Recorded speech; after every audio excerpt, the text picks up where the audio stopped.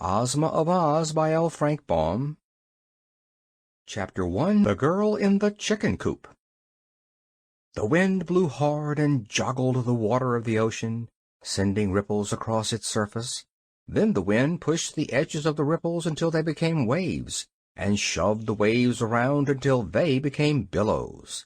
The billows rolled dreadfully high, higher even than the tops of houses. Some of them, indeed, rolled as high as the tops of tall trees, and seemed like mountains, and the gulfs between the great billows were like deep valleys.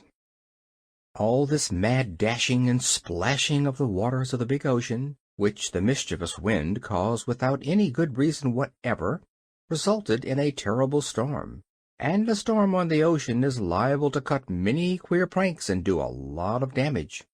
At the time the wind began to blow, a ship was sailing far out upon the waters. When the waves began to tumble and toss and to grow bigger and bigger, the ship rolled up and down and tipped sideways, first one way and then the other, and was jostled around so roughly that even the sailormen had to hold fast to the ropes and railings to keep themselves from being swept away by the wind or pitched headlong into the sea. And the clouds were so thick in the sky that the sunlight couldn't get through them, so that the day grew dark as night, which added to the terrors of the storm. The captain of the ship was not afraid, because he had seen storms before and had sailed his ship through them in safety. But he knew that his passengers would be in danger if they tried to stay on deck, so he put them all into the cabin and told them to stay there until after the storm was over, and to keep brave hearts and not be scared, and all would be well with them. Now among these passengers was a little Kansas girl named Dorothy Gale, who was going with her Uncle Henry to Australia to visit some relatives they had never before seen. Uncle Henry, you must know, was not very well, because he had been working so hard on his Kansas farm that his health had given way and left him weak and nervous. So he left Aunt Em at home to watch after the hired men and to take care of the farm, while he traveled far away to Australia to visit his cousins and have a good rest. Dorothy was eager to go with him on this journey, and Uncle Henry thought she would be good company and help cheer him up. So he decided to take her along. The little girl was quite an experienced traveler, for she had once been carried by a cyclone as far away from home as the marvelous land of Oz, and she had met with a good many adventures in that strange country before she managed to get back to Kansas again. So she wasn't easily frightened, whatever happened, and when the wind began to howl and whistle, and the waves began to tumble and toss, our little girl didn't mind the uproar the least bit. "Of course we'll have to stay in the cabin," she said to Uncle Henry and the other passengers, "and to keep as quiet as possible until the storm is over, for the captain says if we go on deck we may be blown overboard." No one wanted to risk such an accident as that, you may be sure. So all the passengers stayed huddled up in the dark cabin, listening to the shrieking of the storm and the creaking of the masts and rigging, and trying to keep from bumping into one another when the ship tipped sideways. Dorothy had almost fallen asleep when she was roused with a start to find that Uncle Henry was missing. She couldn't imagine where he had gone, and as he was not very strong she began to worry about him, and to fear he might have been careless enough to go on deck. In that case he would be in great danger unless he instantly came down again. The fact was that Uncle Henry had gone to lie down in his little sleeping berth, but Dorothy did not know that. She only remembered that Aunt Em had cautioned her to take good care of her uncle, so at once she decided to go on deck and find him, in spite of the fact that the tempest was now worse than ever, and the ship was plunging in a really dreadful manner. Indeed, the little girl found it was as much as she could do to mount the stairs to the deck, and as soon as she got there, the wind struck her so fiercely that it almost tore away the skirts of her dress. Yet Dorothy felt a sort of joyous excitement in defying the storm, and while she held fast to the railing she peered around through the gloom, and thought she saw the dim form of a man clinging to a mast not far away from her. This might be her uncle, so she called as loudly as she could, "Oh, Henry! Uncle Henry!" But the wind screeched and howled so madly that she scarce heard her own voice, and the man certainly failed to hear her, for he did not move. Dorothy decided she must go to him, so she made a dash forward, during a lull in the storm, to where a big square chicken coop had been lashed to the deck with ropes. She reached this place in safety, but no sooner had she seized fast hold of the slats of the big box in which the chickens were kept than the wind, as if enraged because the little girl dared to resist its power, suddenly redoubled its fury. With a scream like that of an angry giant, it tore away the ropes that held the coop and lifted it high into the air, with Dorothy still clinging to the slats. Around and over it whirled, this way and that, and a few moments later the chicken coop dropped far away into the sea, where the big waves caught it and slid it uphill to a foaming crest, and then downhill into a deep valley, as if it were nothing more than a plaything to keep them amused.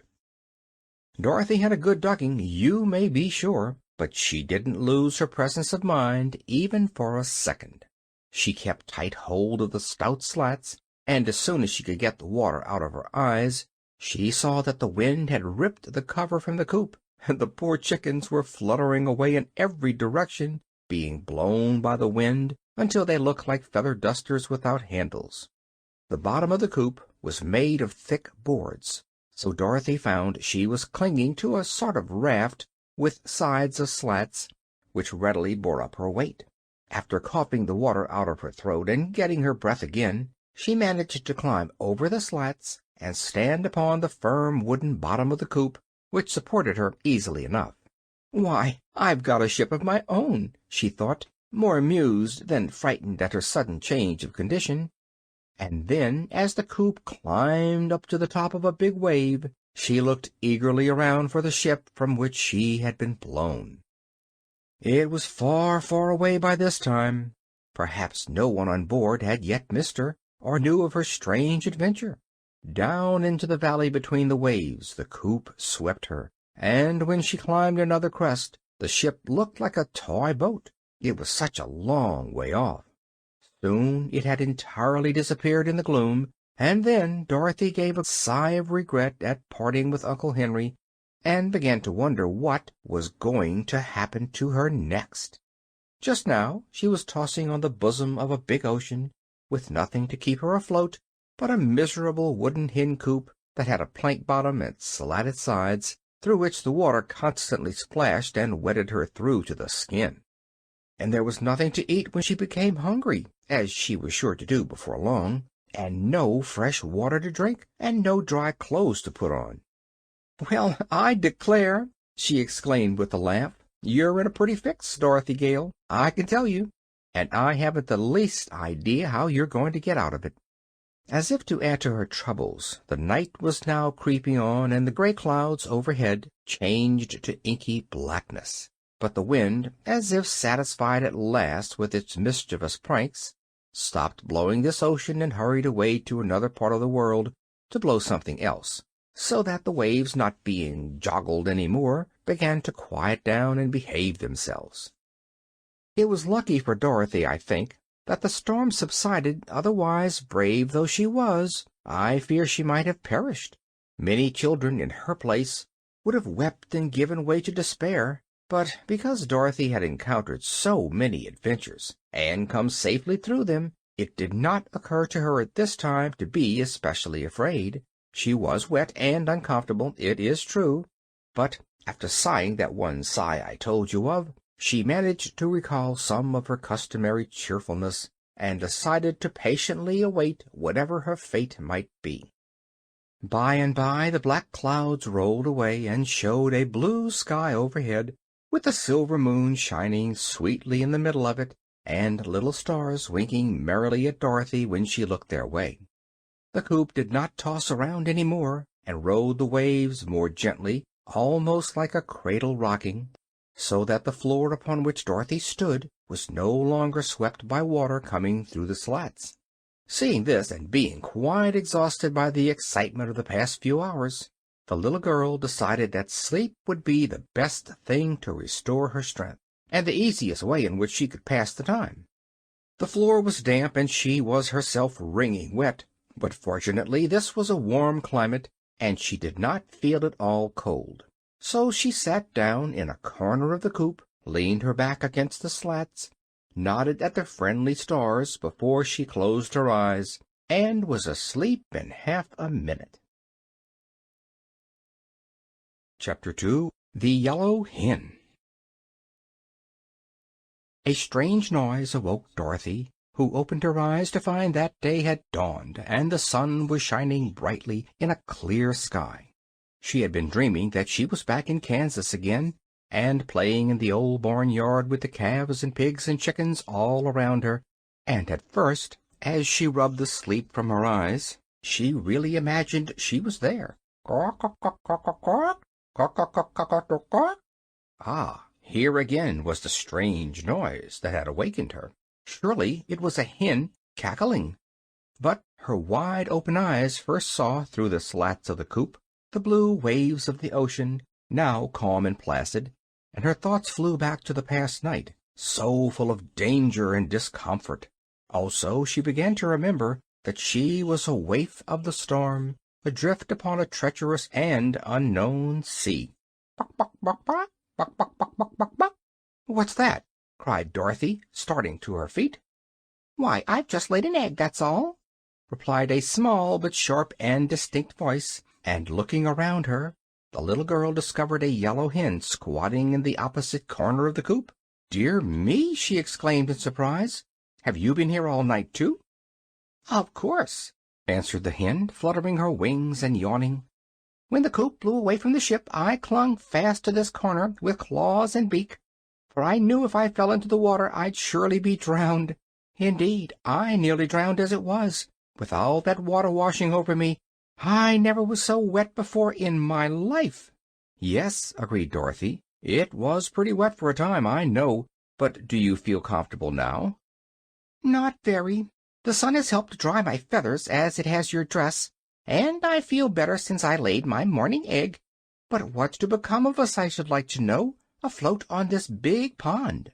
"I'd like to know that, too," said Dorothy. "But tell me, how does it happen that you are able to talk? I thought hens could only cluck and cackle." "Why, as for that," answered the yellow hen thoughtfully, "I've clucked and cackled all my life, and never spoken a word before this morning that I can remember. But when you asked a question a minute ago, it seemed the most natural thing in the world to answer you, so I spoke, and I seem to keep on speaking just as you and other human beings do. Strange, isn't it?" "Very," replied Dorothy. "If we were in the land of Oz, I wouldn't think it so queer, because many of the animals can talk in that fairy country. But out here in the ocean must be a good long way from Oz." "How is my grammar?" asked the yellow hen anxiously. "Do I speak quite properly in your judgment?" "Yes," said Dorothy, "you do very well for a beginner." "I'm glad to know that," continued the yellow hen in a confidential tone, "because if one is going to talk, it's best to talk correctly. The red rooster has often said that my cluck and my cackle were quite perfect, and now it's a comfort to know I am talking properly." "I'm beginning to get hungry," remarked Dorothy. "It's breakfast time, and there's no breakfast." "You may have my egg," said the yellow hen. "I don't care for it, you know." "Don't you want to hatch it?" asked the little girl in surprise. "No, indeed, I never care to hatch eggs unless I've a nice snug nest in some quiet place, with a baker's dozen of eggs under me. That's 13, you know, and it's a lucky number for hens, so you may as well eat this egg." "Oh, I couldn't possibly eat it unless it was cooked," exclaimed Dorothy, "but I'm much obliged for your kindness just the same." "Don't mention it, my dear," answered the hen calmly, and began preening her feathers. For a moment Dorothy stood looking out over the wide sea. She was still thinking of the egg, though, so presently she asked, "Why do you lay eggs when you don't expect to hatch them?" "It's a habit I have. replied the yellow hen.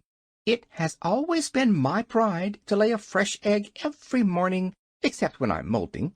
I never feel like having my morning cackle till the egg is properly laid, and without the chance to cackle I would not be happy." "It's strange," said the girl reflectively, "but as I am not a hen, I can't be expected to understand that." "Certainly not, my dear." Then Dorothy fell silent again. The yellow hen was some company, and a bit of comfort, too, but it was dreadfully lonely out on the big ocean, nevertheless. After a time the hen flew up and perched upon the topmost slat of the coop, which was a little above Dorothy's head, when she was sitting upon the bottom, as she had been doing for some moments past. "Why, we are not far from land!" exclaimed the hen. "Where is it?" cried Dorothy, jumping up in great excitement. "Over there, a little way," answered the hen, nodding her head in a certain direction. "We seem to be drifting toward it, so that before noon we ought to find ourselves upon dry land again." "I shall like that," said Dorothy with a little sigh, for her feet and legs were still wetted now and then by the sea water that came through the open slats. "So shall I," answered her companion. "There is nothing in the world so miserable as a wet hen." The land, which they seemed to be rapidly approaching, since it grew more distinct every minute, was quite beautiful as viewed by the little girl in the floating hen coop. Next to the water was a broad beach of white sand and gravel, and farther back were several rocky hills, while beyond these appeared a strip of green trees that marked the edge of a forest. But there were no houses to be seen, nor any sign of people who might inhabit this unknown land. "I hope we shall find something to eat," said Dorothy, looking eagerly at the pretty beach toward which they drifted.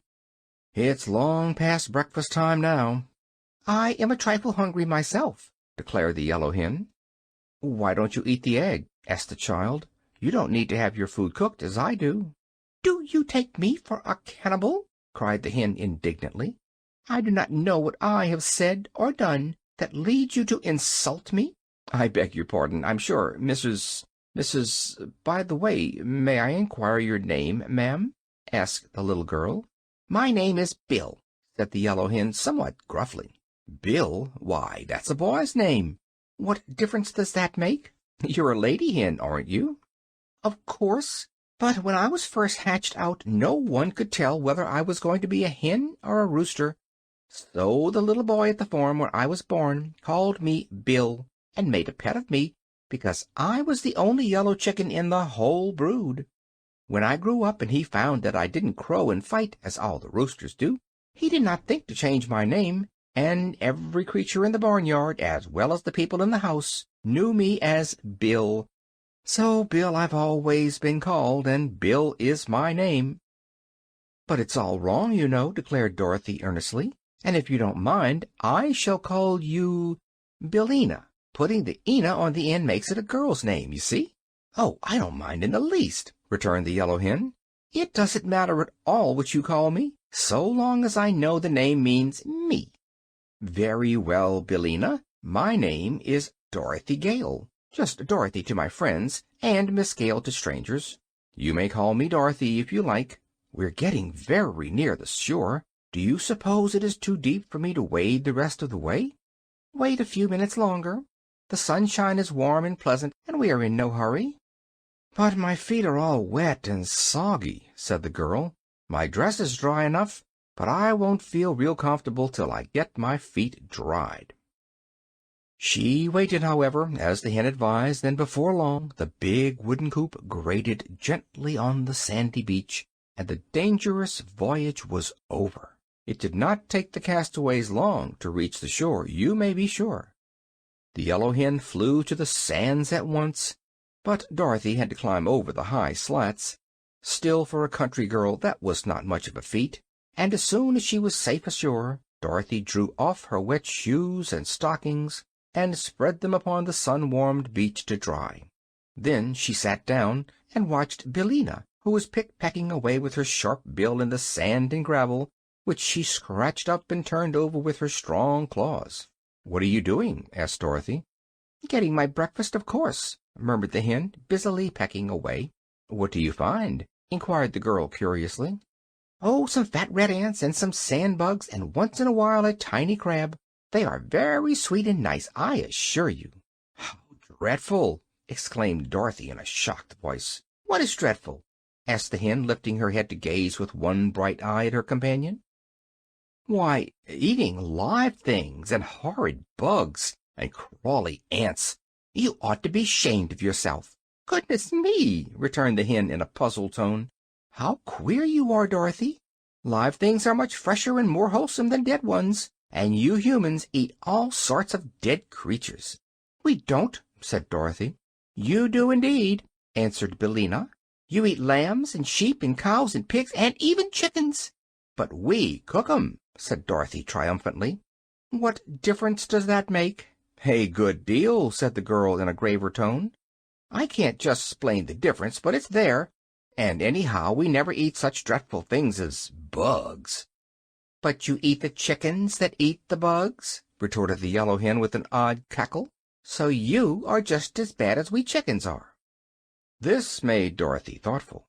What Billina said was true enough, and it almost took away her appetite for breakfast. As for the yellow hen, she continued to peck away at the sand busily, and seemed quite contented with her bill of fare. Finally, down near the water's edge, Billina stuck her bill deep into the sand, and then drew back and shivered. "Ow!" she cried. "I struck metal that time, and it nearly broke my beak." "It probably was a rock," said Dorothy carelessly.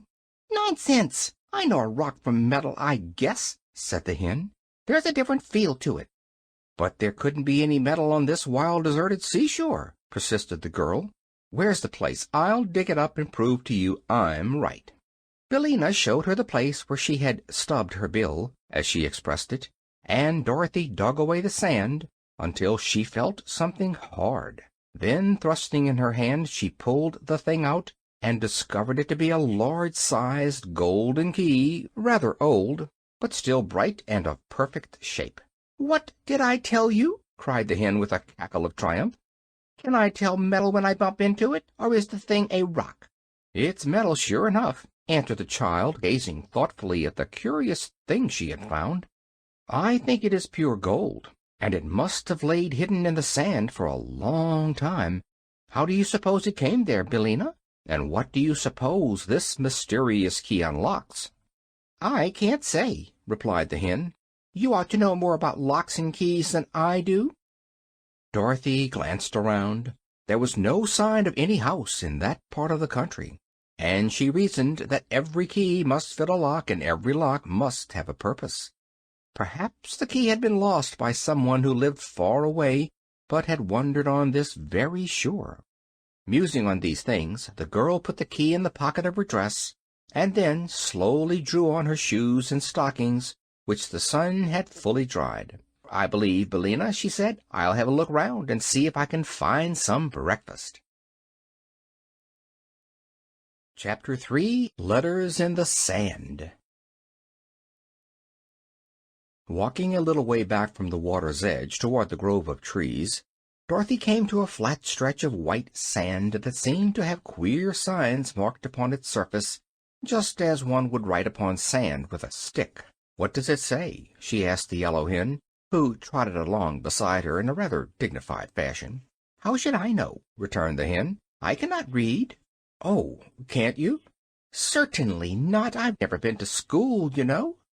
"Well, I have," admitted Dorothy, "but the letters are big and far apart, and it's hard to spell out the words."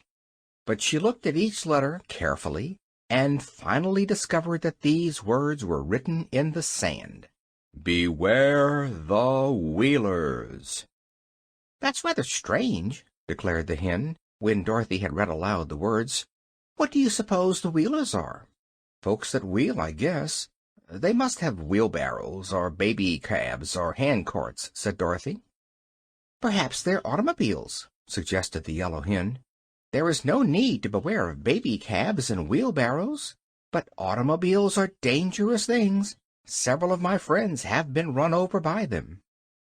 "It can't be automobiles," replied the girl, "for this is a new wild country, without even trolley cars or telephones. The people here haven't been discovered yet, I'm sure. That is, if there are any people. So I don't believe there can be any automobiles, Billina." "Perhaps not," admitted the yellow hen. "Where are you going now?" "Over to those trees to see if I can find some fruit or nuts," answered Dorothy. She tramped across the sand, skirting the foot of one of the little rocky hills that stood near, and soon reached the edge of the forest. At first she was greatly disappointed, because the nearer trees were all panita or cottonwood or eucalyptus, and bore no fruit or nuts at all. But by and by, when she was almost in despair, the little girl came upon two trees that promised to furnish her with plenty of food. One was quite full of square paper boxes, which grew in clusters on all the limbs, and upon the biggest and ripest boxes the word "lunch" could be read in neat raised letters. The tree seemed to bear all the year round, for there were lunch-box blossoms on some of the branches, and on others tiny little lunch-boxes that were as yet quite green, and evidently not fit to eat until they had grown bigger. The leaves of this tree were all paper napkins, and it presented a very pleasing appearance to the hungry little girl. But the tree next to the lunch-box tree was even more wonderful, for it bore quantities of tin dinner pails, which were so full and heavy that the stout branches bent underneath their weight. Some were small and dark brown in color, those larger were of a dull tin color, but the really ripe ones were pails of bright tin that shone and glistened beautifully in the rays of sunshine that touched them. Dorothy was delighted, and even the yellow hen acknowledged that she was surprised. The little girl stood on tiptoe and picked one of the nicest and biggest lunch boxes, and then she sat down upon the ground and eagerly opened it. Inside she found, nicely wrapped in white papers, a ham sandwich, a piece of sponge cake, a pickle, a slice of new cheese, and an apple. Each thing had a separate stem, and so had to be picked off the side of the box, but Dorothy found them all to be delicious, and she ate every bit of luncheon in the box before she had finished. "A lunch isn't exactly breakfast," she said to Billina, who sat beside her curiously watching, "but when one is hungry one can eat even supper in the morning and not complain." "I hope your lunch box was perfectly ripe," observed the yellow hen in an anxious tone. "So much sickness is caused by eating green things." "Oh, I'm sure it was ripe," declared Dorothy. "All that is, except the pickle, and a pickle just has to be green, Billina. But everything tasted perfectly splendid, and I'd rather have it than a church picnic. And now I think I'll pick a dinner pail to have when I get hungry again, and then we'll start out and explore the country and see where we are." "Haven't you any idea what country this is?" inquired Billina. "None at all. But listen, I'm quite sure it's a fairy country, or such things as lunch boxes and dinner pails wouldn't be growing upon trees. Besides, Billina, being a hen, you wouldn't be able to talk in any civilized country like Kansas, where no fairies live at all." "Perhaps we're in the land of Oz," said the hen thoughtfully. "No, that can't be," answered the little girl, "because I've been to the land of Oz, and it's all surrounded by a hard desert that no one can cross." "Then how did you get away from there again?" asked Billina. "I had a pair of silver shoes that carried me through the air, but I lost them," said Dorothy. "Ah, indeed," remarked the yellow hen in a tone of unbelief. "Anyhow," resumed the girl, "there is no seashore near the land of Oz, so this must surely be some other fairy country." While she was speaking, she selected a bright and pretty dinner pail that seemed to have a stout handle, and picked it from its branch. Then, accompanied by the yellow hen, she walked out of the shadow of the trees toward the seashore. They were part way across the sands when Billina suddenly cried in a voice of terror, "What's that?" Dorothy turned quickly around and saw, coming out of a path that led from between the trees, the most peculiar person her eyes had ever beheld. It had the form of a man, except that it walked, or rather rolled, upon all fours, and its legs were the same length as its arms, giving them the appearance of the four legs of a beast. Yet it was no beast that Dorothy had discovered, for the person was clothed most gorgeously in embroidered garments of many colors, and wore a straw hat perched jauntily upon the side of its head. But it differed from human beings in this respect, that instead of hands and feet, there grew at the end of its arms and legs round wheels, and by means of these wheels it rolled very swiftly over the level ground. Afterward Dorothy found that these odd wheels were of the same hard substance that our fingernails and toenails are composed of, and she also learned that creatures of this strange race were born in this queer fashion. But when our little girl first caught sight of the first individual of a race that was destined to cause her a lot of trouble, she had an idea that the brilliantly clothed personage was on roller skates, which were attached to his hands as well as to his feet. "Run!" screamed the yellow hen, fluttering away in great fright. "It's a Wheeler!" "A Wheeler!" exclaimed Dorothy. "What can that be?" "Don't you remember the warning in the sand? Beware the Wheelers! Run, I tell you, run!" So Dorothy ran, and the Wheeler gave a sharp, wild cry and came after her in full chase. Looking over her shoulder as she ran, the girl now saw a great procession of Wheelers emerging from the forest, dozens and dozens of them, all clad in splendid, tight-fitting garments, and all rolling swiftly toward her and uttering their wild, strange cries. "They're sure to catch us," panted the girl, who was still carrying the heavy dinner pail she had picked. "I can't run much farther, Billina." "Climb up this hill, quick," said the hen, and Dorothy found she was very near to the heap of loose and jagged rocks they had passed on their way to the forest. The yellow hen was even now fluttering among the rocks, and Dorothy followed as best she could, half climbing and half tumbling up the rough and rugged steep. She was none too soon, for the foremost Wheeler reached the hill a moment after her, but while the girl scrambled up the rocks, the creature stopped short with howls of rage and disappointment. Dorothy now heard the yellow hen laughing in her cackling henny way. "Don't hurry, my dear," cried Billina. "They can't follow us among these rocks, so we're safe enough now." Dorothy stopped at once and sat down upon a broad boulder, for she was all out of breath.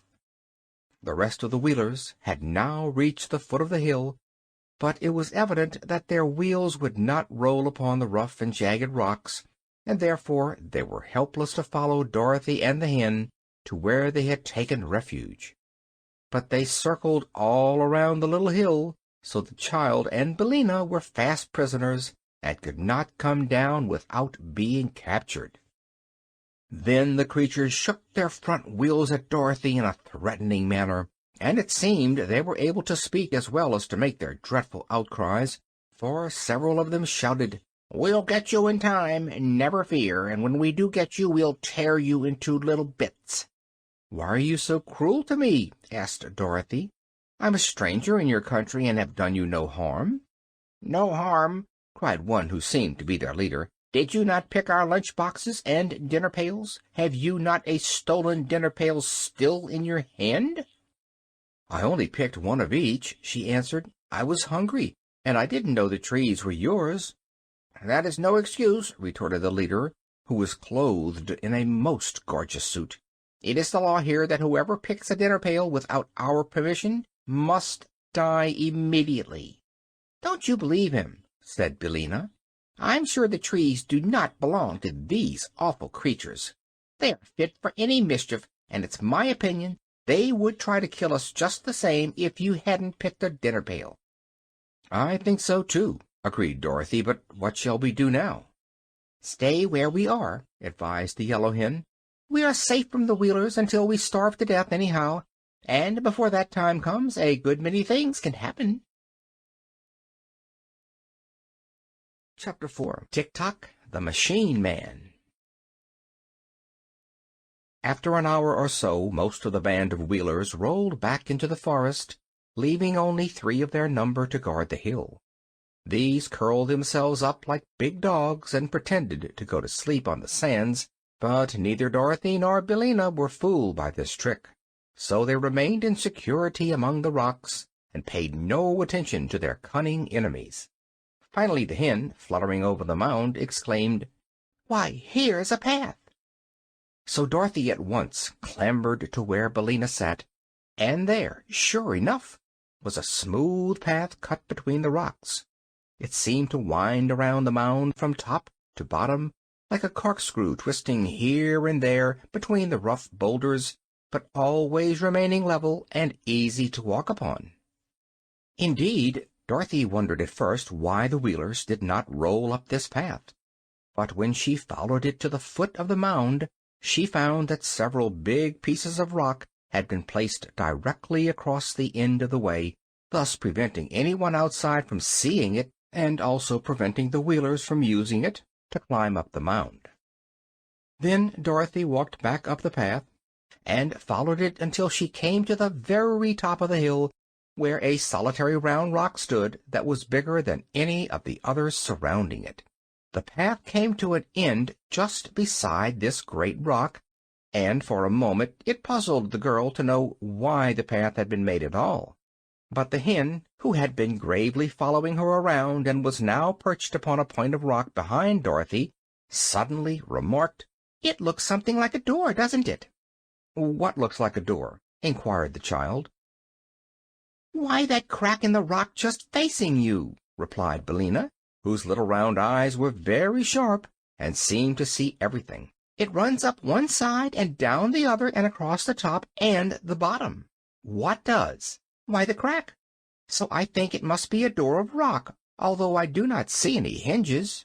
"Oh, yes," said Dorothy, now observing for the first time the crack in the rock. "And isn't this a keyhole, Billina?" pointing to a round, deep hole at one side of the door. "Of course, if we only had the key, now we could unlock it and see what is there," replied the yellow hen. "Maybe it's a treasure chamber full of diamonds and rubies, or heaps of shining gold, or—" "That reminds me," said Dorothy, "of the golden key I picked up on the shore. Do you think that it would fit this keyhole, Billina?" "Try it and see," suggested the hen. So Dorothy searched in the pocket of her dress and found the golden key, and when she had put it into the hole of the rock and turned it, a sudden sharp snap was heard. Then, with a solemn creak that made the shivers run down the child's back, the face of the rock fell outward, like a door on hinges, and revealed a small, dark chamber just inside. "Good gracious!" cried Dorothy, shrinking back as far as the narrow path would let her. For standing within the narrow chamber of rock was the form of a man, or at least it seemed like a man in the dim light. He was only about as tall as Dorothy herself, and his body was round as a ball and made out of burnished copper. Also his head and limbs were copper, and these were joined or hinged to his body in a peculiar way with metal caps over the joints, like the armor worn by knights in days of old. He stood perfectly still, and where the light struck upon his form, it glittered as if made of pure gold. "Don't be frightened," called Billina from her perch. "It isn't alive." "I see it isn't," replied the girl, drawing a long breath. "It is only made out of copper, like the old kettle in the barnyard at home," continued the hen, turning her head first to one side and then to the other, so that both her little round eyes could examine the object. "Once," said Dorothy, "I knew a man made out of tin, who was a woodman named Nick Chopper. But he was as alive as we are, 'cause he was born a real man, and got his tin body a little at a time, first a leg, and then a finger, and then an ear, for the reason that he had so many accidents with his axe, and cut himself up in a very careless manner." "Oh," said the hen with a sniff, as if she did not believe the story. "But this copper man," continued Dorothy, looking at it with big eyes, "is not alive at all, and I wonder what it was made for, and why it is locked up in this queer place." "That is a mystery," remarked the hen, twisting her head to arrange her wing feathers with her bill. Dorothy stepped inside the little room to get a back view of the copper man, and in this way discovered a printed card that hung between his shoulders, it being suspended from a small copper peg at the back of his neck. She unfastened this card and returned to the path, where the light was better, and sat herself down upon a slab of rock to read the printing. "What does it say?" asked the hen curiously. Dorothy read the card aloud, spelling out the big words with some difficulty, and this is what she read: "Smith and Tinker's patent double action, extra responsive, thought creating, perfect talking mechanical man. Fitted with our special clockwork attachment. Thinks, speaks, acts, and does everything but live. Manufactured only at our works at Evna, land of Ev. All infringements will be promptly prosecuted according to law." "How queer," said the yellow hen. "Do you think that is all true, my dear?" "I don't know," answered Dorothy, who had more to read. "Listen to this, Billina." "Directions for using. For thinking, wind the clockwork man under his left arm, marked number 1. For speaking, wind the clockwork man under his right arm, marked number 2. For walking and action, wind clockwork in the middle of his back, marked number 3. N.B. This mechanism is guaranteed to work perfectly for 1,000 years. "Well, I declare!" gasped the yellow hen in amazement. "If the copper man can do half of these things, he is a very wonderful machine. But I suppose it is all humbug, like so many other patented articles." "We might wind him up," suggested Dorothy, "and see what he'll do." "Where is the key to the clockwork?" asked Billina. "Hanging on the peg where I found the card." "Then," said the hen, "let us try him, and find out if he will go. He is warranted for 1,000 years, it seems, but we do not know how long he has been standing inside this rock." Dorothy had already taken the clock key from the peg. "Which shall I wind up first?" she asked, looking again at the directions on the card. "Number 1, I should think," returned Billina. "That makes him think, doesn't it?" "Yes," said Dorothy, and wound up number 1 under the left arm. "He doesn't seem any different," remarked the hen critically. "Why, of course not. He is only thinking now," said Dorothy. "I wonder what he is thinking about." "I'll wind up his talk, and then perhaps he can tell us," said the girl. So she wound up number 2, and immediately the clockwork man said, without moving any part of his body except his lips, "Good morning, little girl. Good morning, Mrs. Hen." The words sounded a little hoarse and creaky, and they were uttered all in the same tone, without any change of expression whatever, but both Dorothy and Billina understood them perfectly. "Good morning, sir," they answered politely. "Thank you for rescuing me," continued the machine in the same monotonous voice, which seemed to be worked by a bellows inside of him, like the little toy lambs and cats the children squeeze so that they will make a noise. "Don't mention it," answered Dorothy, and then, being very curious, she asked, "How did you come to be locked up in this place?" "It is a long story," replied the copper man, "but I will tell it to you briefly. I was purchased from Smith and Tinker, my manufacturers, by a cruel king of Ev, named Evoldo, who used to beat all his servants until they died. However, he was not able to kill me because I was not alive, and one must first live in order to die, so that all his beating did me no harm, and merely kept my copper body well polished.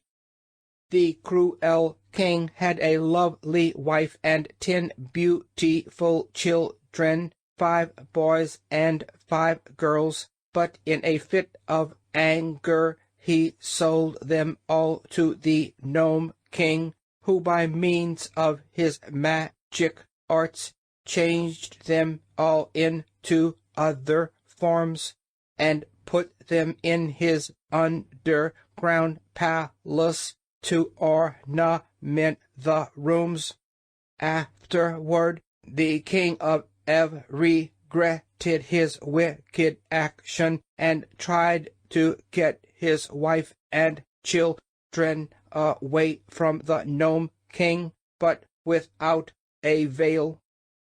So in despair he locked me in this rock, threw the key into the ocean, and then jumped in after it and was drowned." "How very dreadful!" exclaimed Dorothy. "It is indeed," said the machine. "When I found myself imprisoned, I shouted for help until my voice ran down, and then I walked back and forth in this little room until my action ran down, and then I stood still and thought until my thoughts ran down. After that I remember nothing until you wound me up again."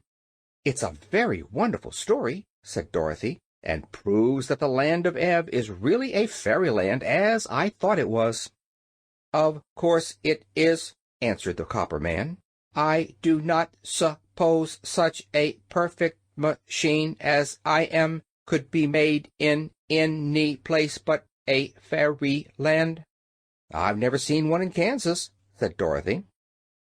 "But where did you get the key to unlock this door?" asked the clockwork voice. "I found it on the shore, where it was probably washed up by the waves," she answered. "And now, sir, if you don't mind, I'll wind up your action." "That will please me very much," said the machine. So she wound up number 3, and at once the Copper Man, in a somewhat stiff and jerky fashion, walked out of the rocky cavern, took off his copper hat, and bowed politely, and then kneeled before Dorothy. Said he, "From this time forth I am your obedient servant. Whatever you command, that I will do willingly, if you keep me wound up." "What is your name?" she asked. "Tick-Tock," he replied. "My former master gave me that name because my clockwork always ticks when it is wound up." "I can hear it now," said the Yellow Hen. "So can I," said Dorothy, and then she added with some anxiety, "You don't strike, do you?" "No," answered Tick-Tock. "And there is no alarm connected with my machinery.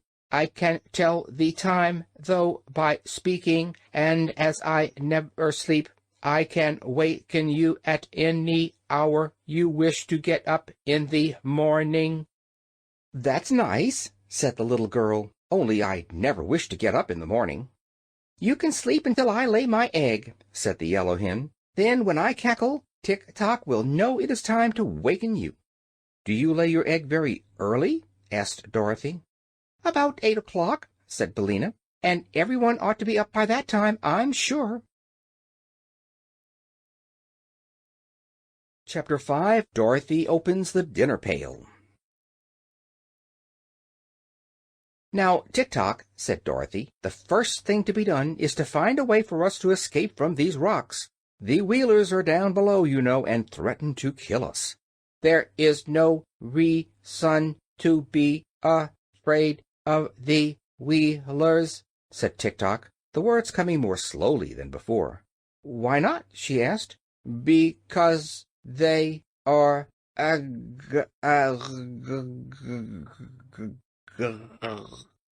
He gave a sort of gurgle and stopped short, waving his hands frantically, until suddenly he became motionless, with one arm in the air and the other held stiffly before him, with all the copper fingers of the hand spread out like a fan.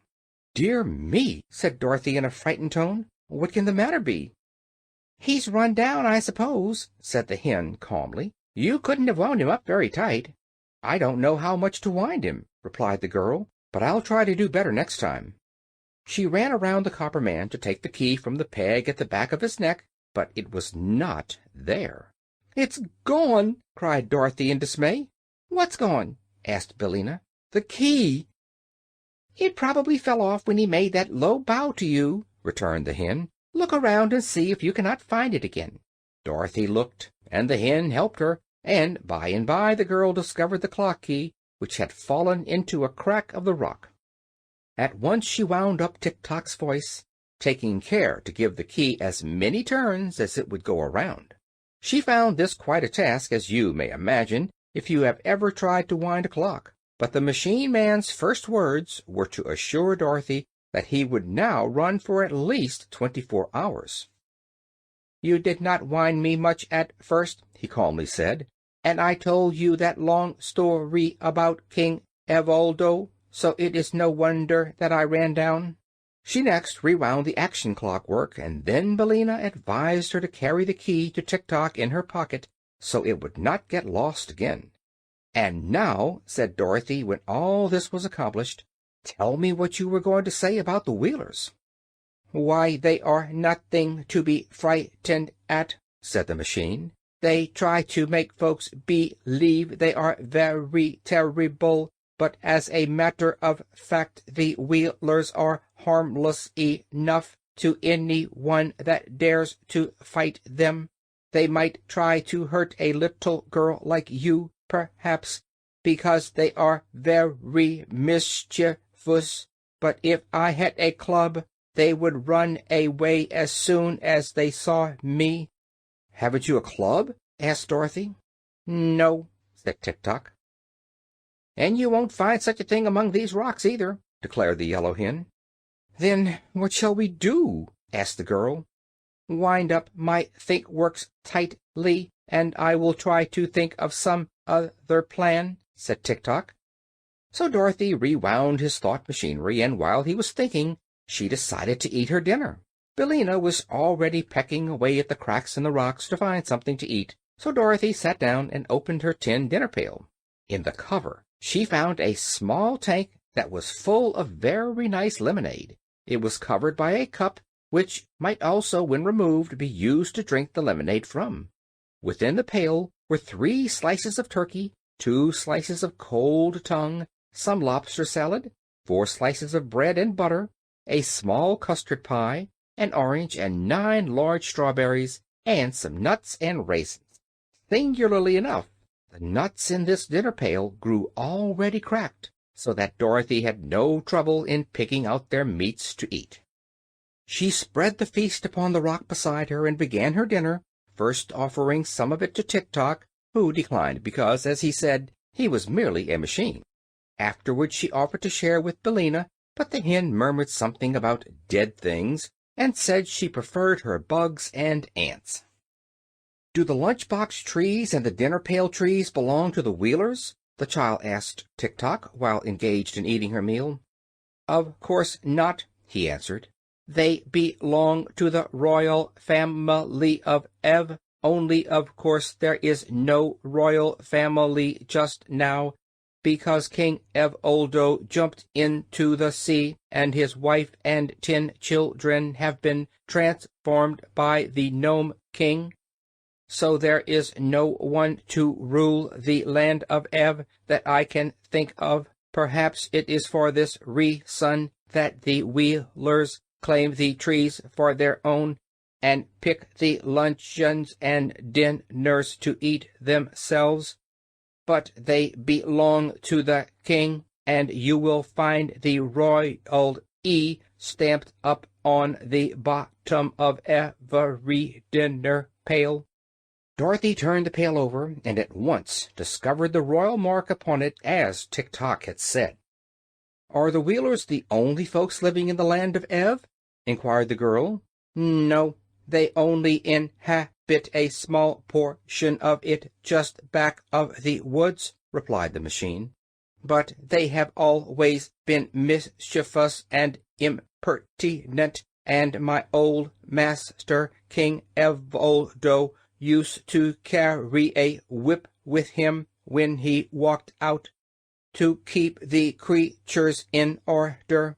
When I was first made, the Wheelers tried to run over me and butt me with their heads, but they soon found I was built of too solid a material for them to injure."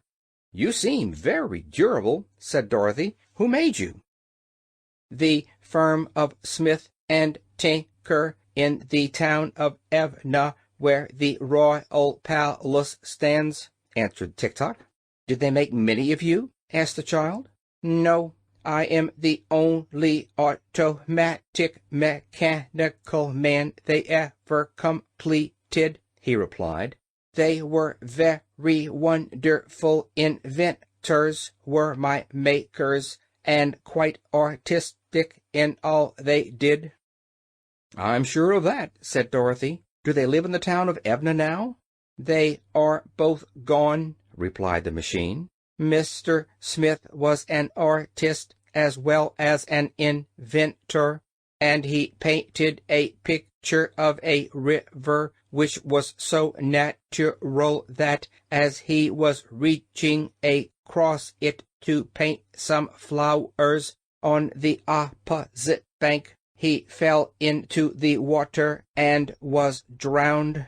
"Oh, I'm sorry for that!" exclaimed the little girl.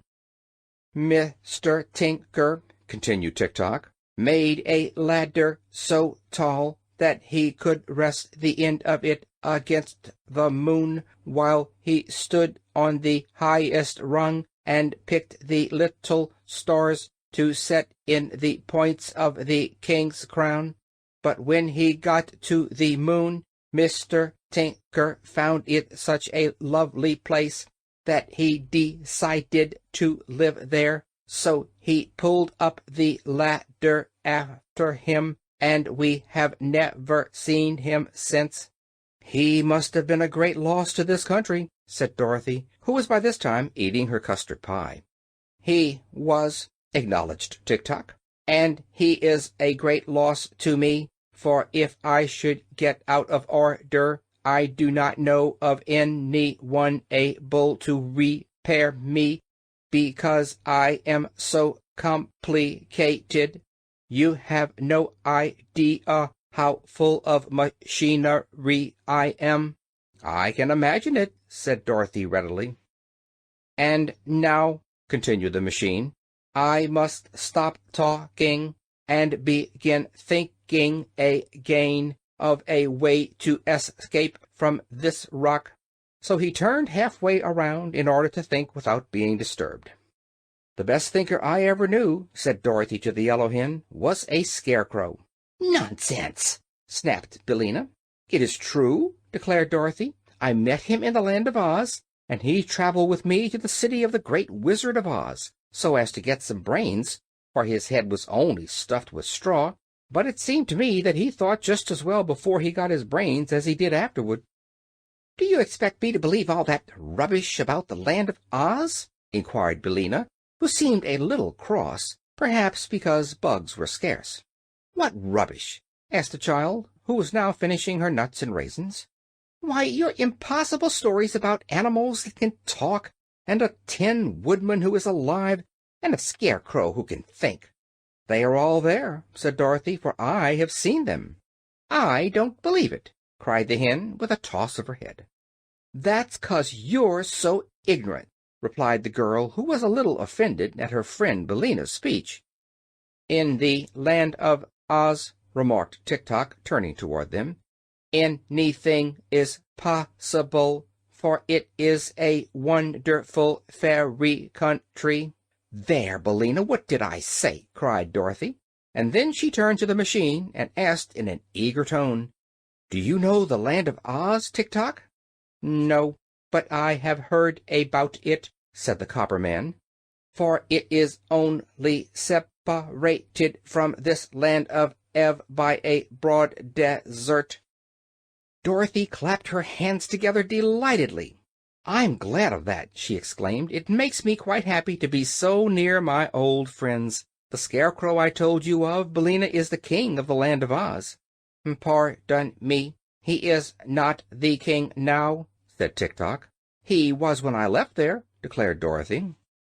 "I know," said Tik-Tok, "but there was a revolution in the Land of Oz, and the Scarecrow was deposed by a soldier woman named General Ginger, and then Ginger was deposed by a little girl named Ozma, who was the rightful heir to the throne, and now rules the land under the title of Ozma of Oz." "That is news to me," said Dorothy thoughtfully. "But I suppose lots of things have happened since I left the Land of Oz. I wonder what has become of the Scarecrow, and of the Tin Woodman, and the Cowardly Lion, and I wonder who this girl Ozma is, for I never heard of her before." But Tik-Tok did not reply to this. He had turned around again to resume his thinking.